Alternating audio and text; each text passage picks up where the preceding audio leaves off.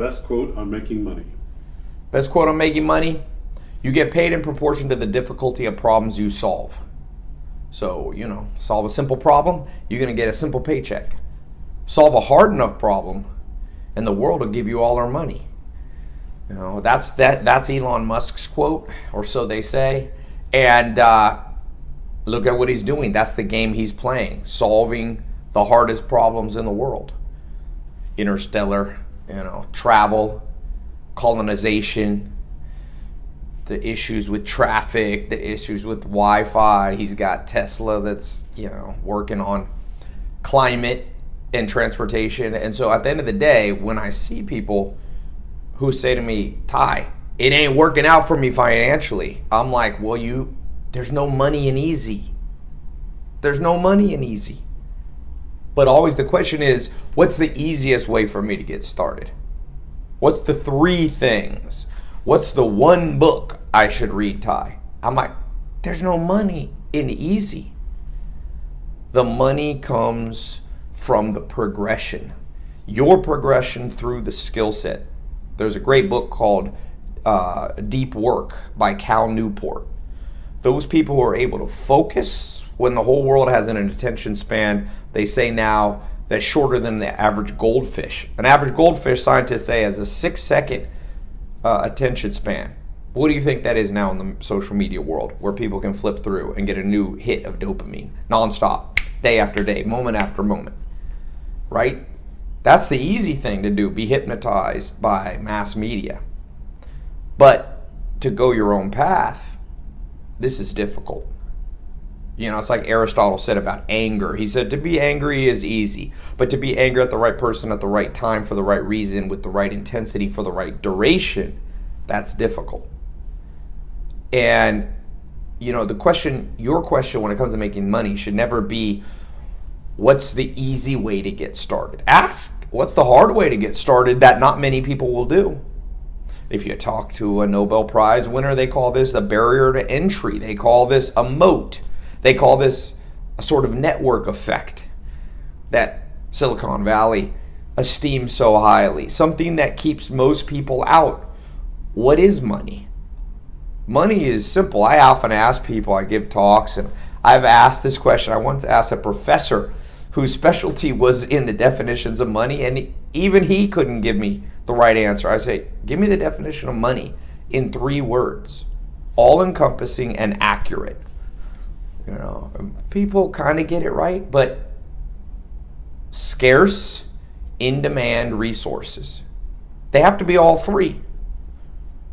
So if you know how to serve someone coffee, is that scarce? Do a lot of people have that skill? And this is no hate. I'm not looking down upon anybody's station in life. I milked cows by hand on a farm. I sheared sheep. I lived in a mobile home growing up. This is not a deprecation of anybody's life and where they find themselves now. But I will tell you the truth that not many people will tell you, that they wouldn't tell you in school, that they wouldn't tell you in college, that your mom and dad probably wouldn't tell you, which is there's no money in that easy thing. You get paid in proportion to the difficulty of problems you solve. If you know how to hand somebody a cup of coffee, is that a scarce, in-demand resource? Well, it's in demand, but it's not scarce. Therefore, it violates the universal laws of wealth. Or maybe not universal, but we could say planet Earth's modern capitalistic laws of wealth. And maybe you'll come up with a better system. I live in Sweden part-time. It's a little more socialist, but even there you find these rules applying. These go beyond. These are evolutionary biology at play in wealth. Karl Marx was a great thinker in a sense, but he got it wrong because he didn't understand that evolution and DNA trumps even the wisest, smartest person's attempt to unravel an economy. For the last 10,000 generations of Homo sapiens, your great-great-great-great-great-grandmother and grandfather have all been seeking scarce, in-demand resources, and the people who did survived, and you are the offspring of those people. They weren't just people who knew how to hand somebody a cup of coffee or do the lowest common denominator skill set. They were people who figured out the hard things. Your great-great-grandfather figured out how to, spear a mammoth elephant. And therefore they survived in that cold winter in one of the past ice ages when everybody else died, because they had a scarce in-demand resource. Back then, it wasn't some fiat currency or some crypto digital currency. They had in their possession a skill set, hunting.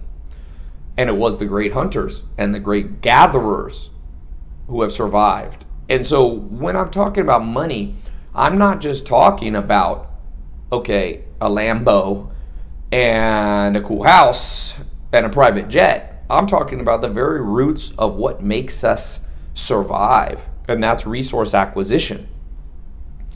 And so there's something called ESS, evolutionary stable strategies.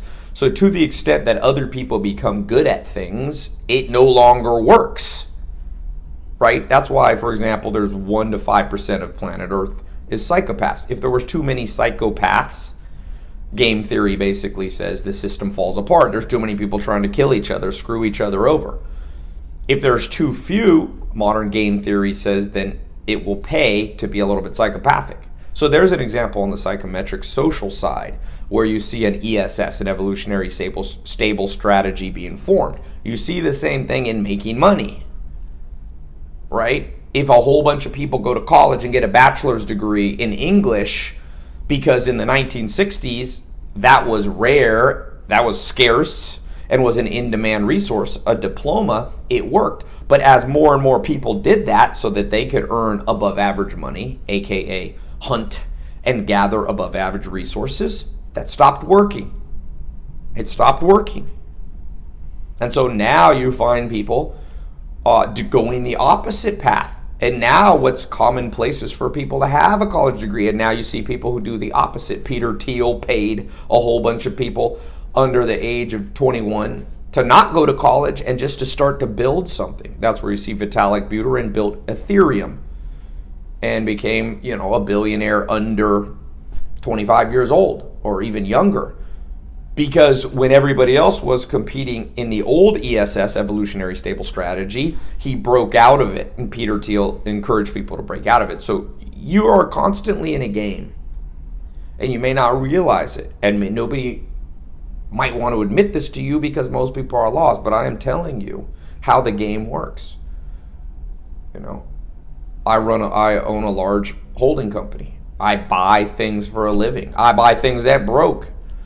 I bought Pier 1 Imports, big furniture home good brand in the United States, one of the biggest ever, 60-year-old brand, 1,200 stores, $1.7 billion in the year that I bought them. That's their revenue.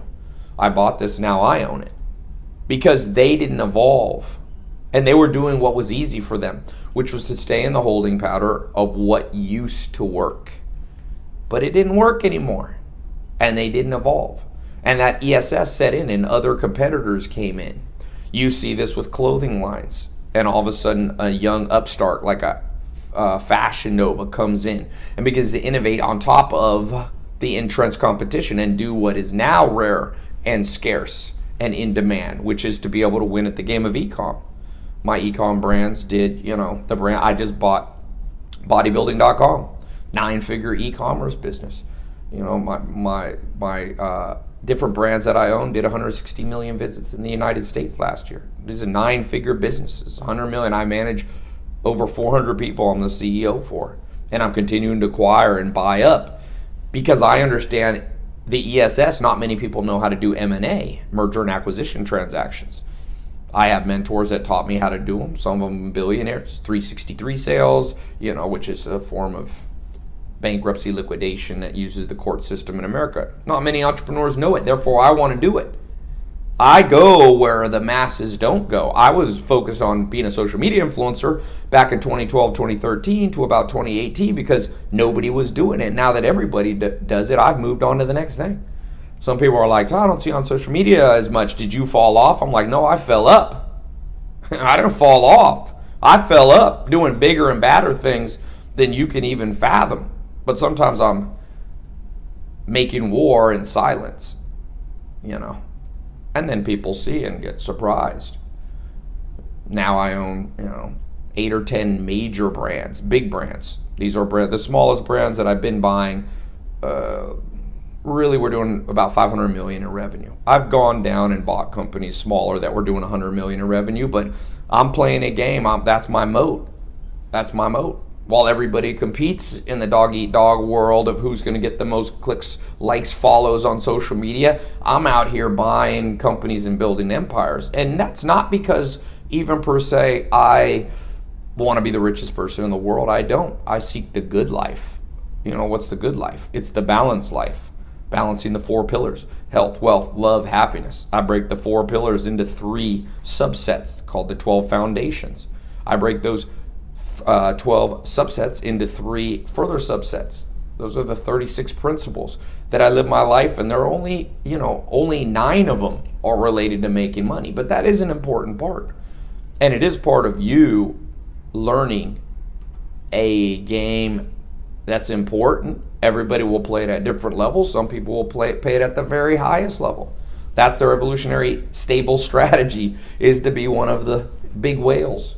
And other people will do it just to have enough to be financially independent, to be able to have that 4 pillar of the good life. So I hope you figure it out. But I hope you always remember, you will not break this immutable law of wealth or financial independence. You must seek out to do what's hard. It doesn't have to be the hardest thing.